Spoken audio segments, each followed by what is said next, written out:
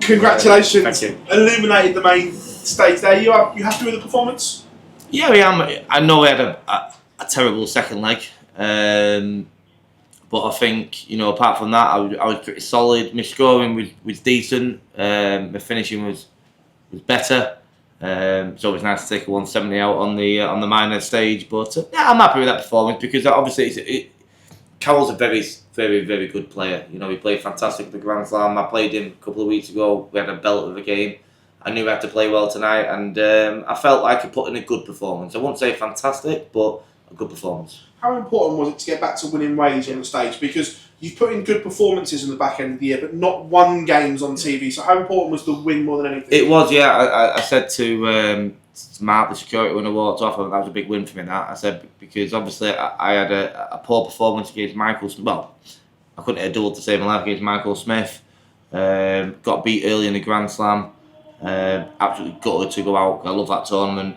The Grand Prix, I drew the number 1 seed, and I played a Wesley Nyman in the match play that was fantastic. So I've had a tough time of late on TV, but I know the game's there. The game is fantastic, and it was important for myself to put in a good performance tonight, and I'm happy with that performance. It wasn't, like I say, it wasn't A class, but it was good enough to get through the first round and set up a game tomorrow. Yeah, and that game tomorrow is Richard Venture, and I don't mean this disrespectfully, but you'd have taken Richard Venture in round 2, wouldn't you? Yeah, of course, yeah. And you know what? It was like, I've had a long week I've done a lot of media, and I was kind of like, I can't believe I qualified.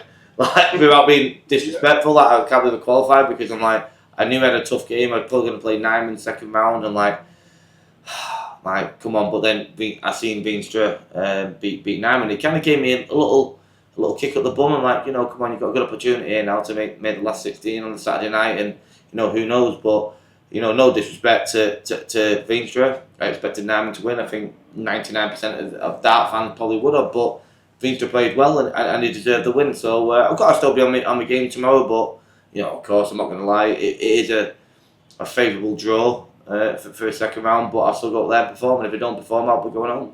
Look, getting past tomorrow afternoon then puts you into the longer format where you guys... I'm never going past tomorrow afternoon. Do you know that? Yeah, I was about to coming on to that. I was going to say, there's a real chance for you to make ground on a lot of people and a personal milestone as well tomorrow. Yeah, of course. I knew coming into this tournament, I didn't qualify 2 years ago.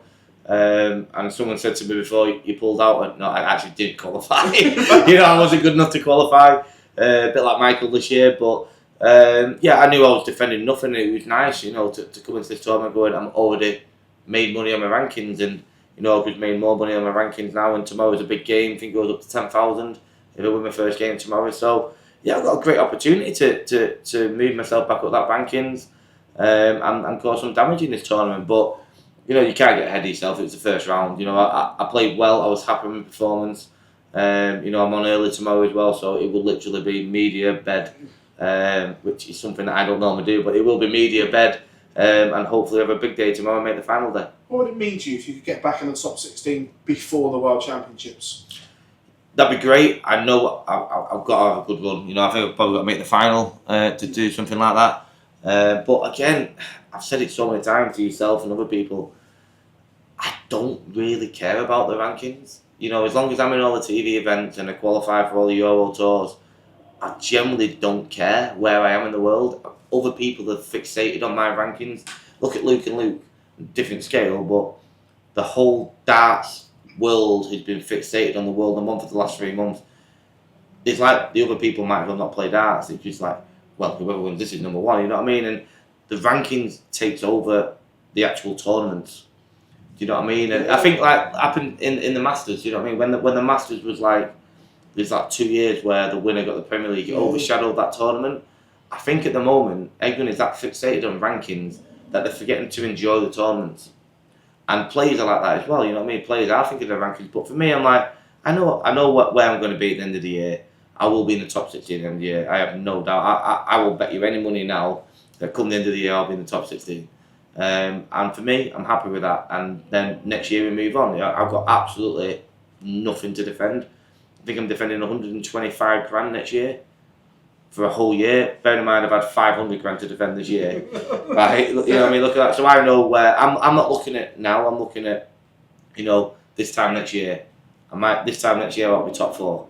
That's my target. I'm not targeting now. I know I'll be in the top 16, but you know what? Darts is darts. Darts is hard. Darts is very competitive at the moment, and I know where my position is at the moment.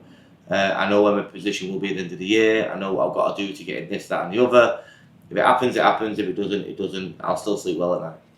Very mature outlook. Have you perhaps grown up in a darting sense over the last 18 months? Because, like you say, you've broken it down brilliantly there, much better than all the other people that you hear talking about things. Have you really matured as a player over the last 18 months? I don't think I matured. I think for what if I'm deadly honest with you, I've stopped worrying about what other people think about me.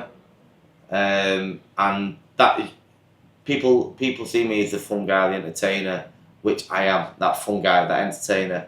And I go on that stage, and I didn't have to go to that 170 tonight. It wasn't even on a finish, but I did because I know the crowd wanted to see that, and I think like that in the moment. But I think what's changed is, like, I've had that much.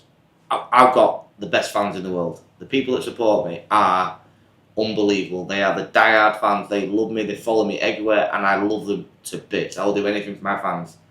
But there's people out there that can't effing stand me, and I know that they can't stand me. Like they won't piss on me if I was on fire. And they're the people that I used to think about instead of the people that cared. Yeah. And over the last 12 months, I'm like, you know what? Forget about them people. They don't like me. They don't like me. Nothing's going to change their opinion. Let's just concentrate on yourself and making the people that care happy. And that's what I'm trying to do. And I think that's why I've got a different outlook in life at the moment and in darts in general. Yeah, I lost at the Grand Slam. I spent a week at home with my family. I want to win this tournament, but if I lose, there's always the Worlds.